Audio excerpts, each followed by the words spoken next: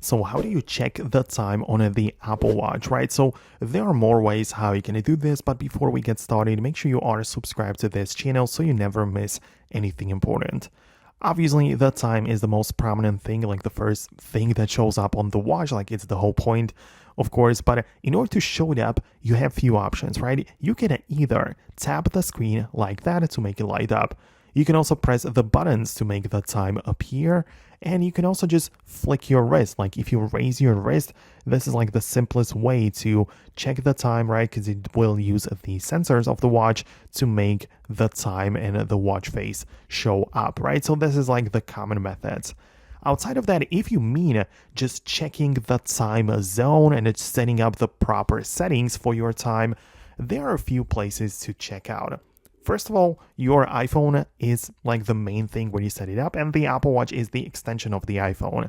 So to change the time settings, go to your phone, check the settings and general section, and part of that is the date and time, right? So this is where you get to pick the 24 or 12-hour format, or you get to set it automatically or manually select the time zone, right? So if you want to check the settings for it, obviously this is the place to find it.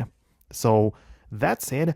And the last method, which I want to show you, is like, not really used by a lot of people, but still on the Apple Watch, you can check out the settings, and in there, locate the clock section.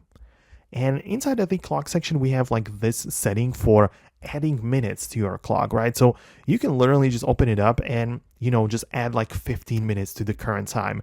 Not exactly sure why do you want to do this, but it's like, you can change the time. Like when it's like 12 o'clock, you can add 15 minutes and it's going to be like 12:15, right? So it is possible. So the point is that make sure that it's not added in here, that you don't have any minutes here, right?